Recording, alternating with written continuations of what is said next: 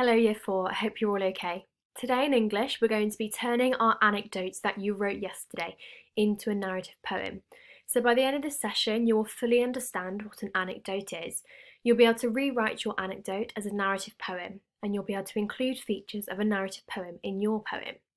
To start with, I have some retrieval practice questions here, so if you pause the video and work on these 3 questions please, off you go.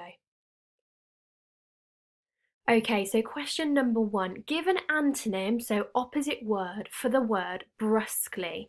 Well, if we think back to our reading sessions, what does that word brusquely mean? That's right, it means rude or being impolite. So an antonym for the word brusquely could mean polite, because that's the opposite. Number 2, the definition is pour downwards rapidly and in large quantities. What is the word? I'm thinking of something pouring down. That could mean a waterfall. That could mean hair.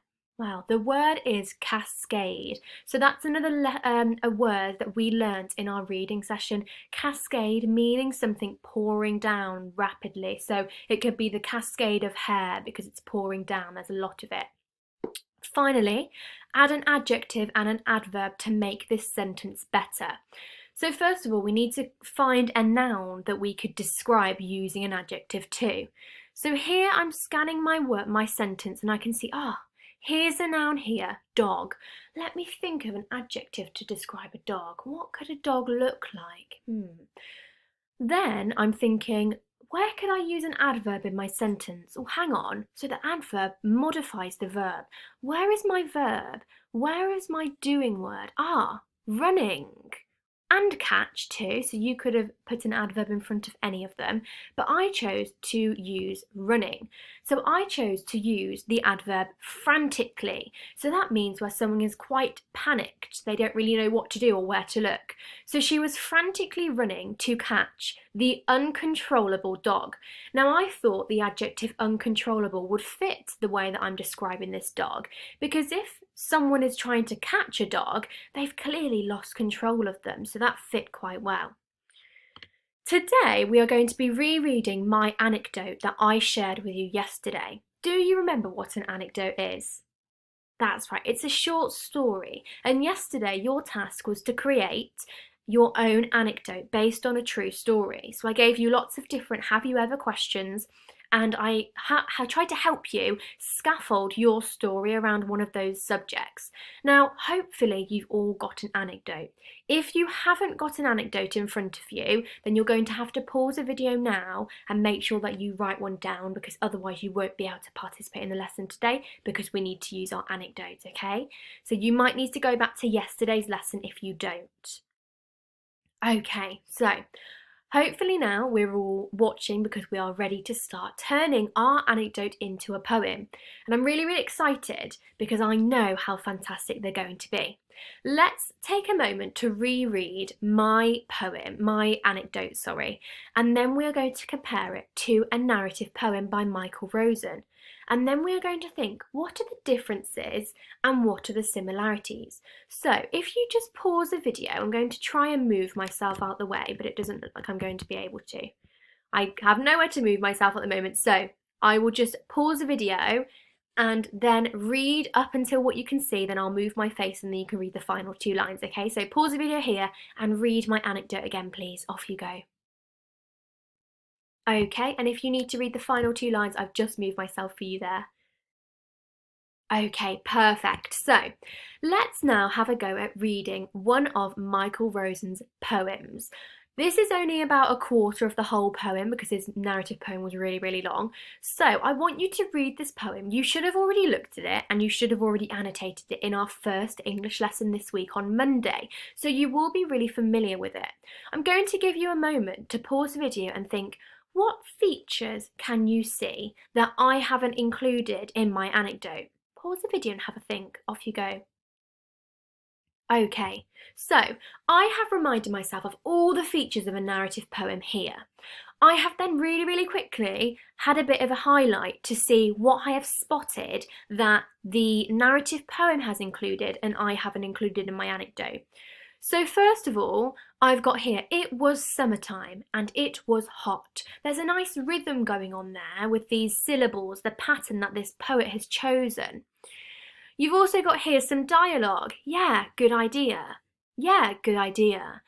But that's also some repetition too. Some more dialogue here in the orange. Got some alliteration here from sleeper to slugs. You've also got here, it was like a great empty black space in front of us. We were looking at these a few lessons ago.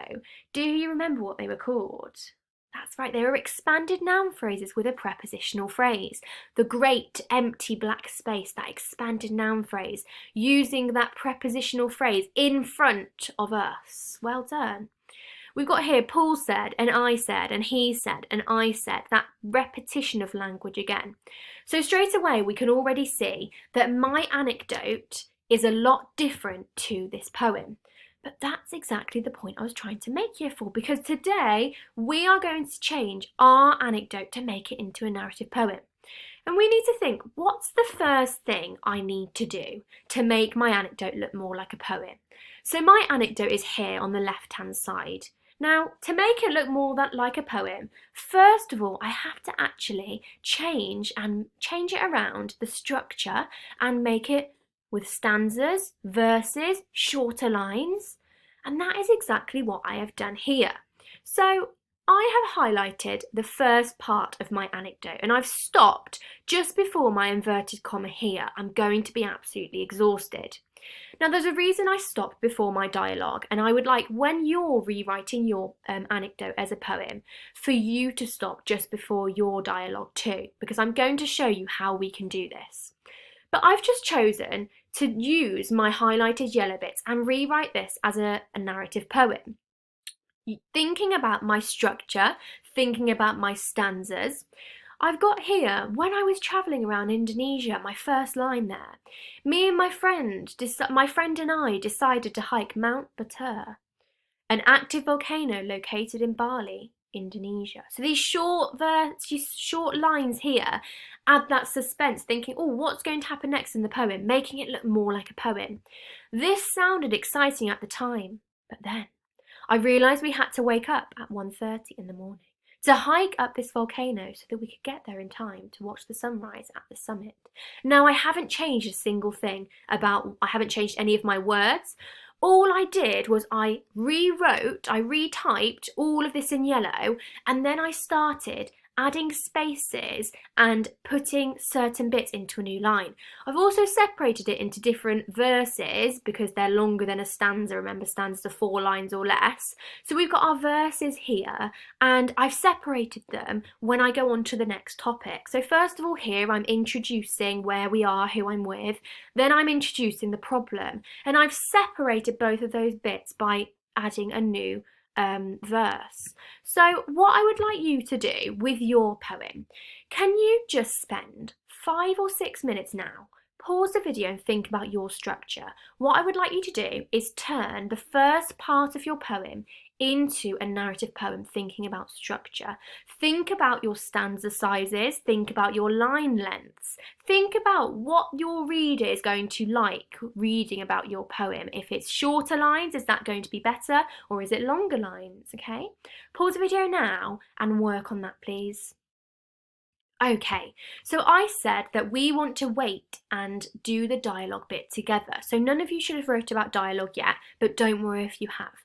So far, let's look at our narrative features word map. So we've got an introduction, we've definitely got that. We've got some characters, and now we're going to think about some dialogue. So we're constantly ticking off what we've done so far.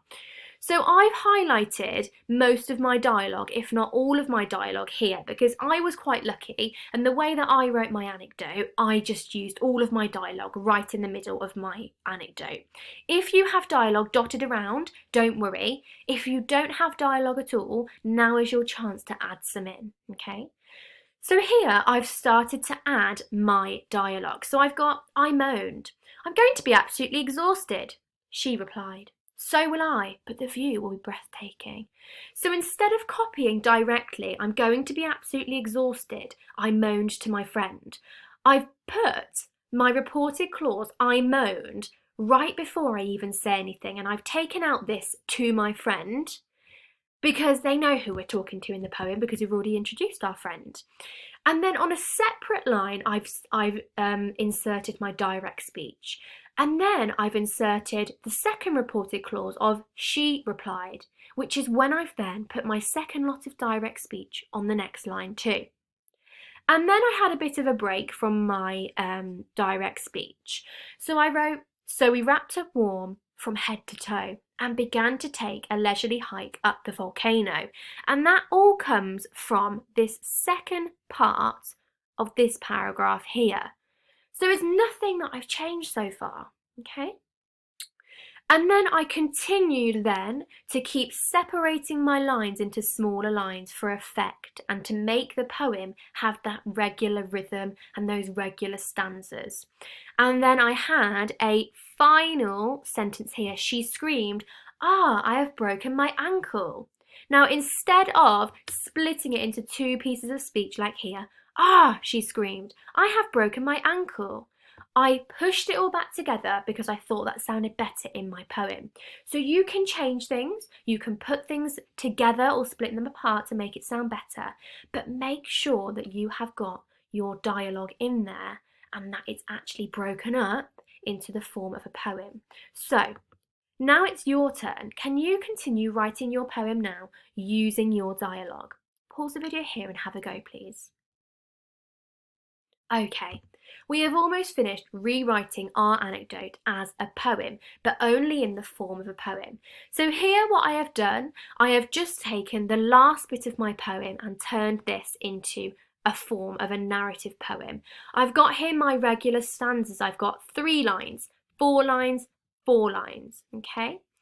What I would like you to do now is finish off the rest of your poem. Pause the video, spend between 10 and 15 minutes writing out your poem and making sure you are happy with the layout of it. Pause the video here now, please, and off you go.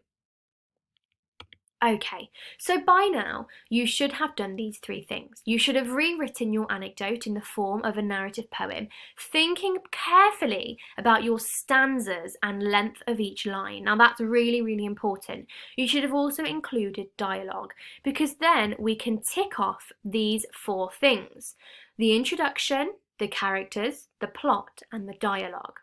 Now what else do we need to include? We've got lots of things we need to include, but the next thing we could include is this chronological series of events, using our time sequencing words, then, next, afterwards. I am going to think, how can I include some of these words in my poem? I can think, whereabout am I in my story so far? Well, this is the beginning, so I can't say next. There's not really any space to put any of our time sequencing words, but here, I moaned. That comes after I've just been told that we have to wake up early in the morning.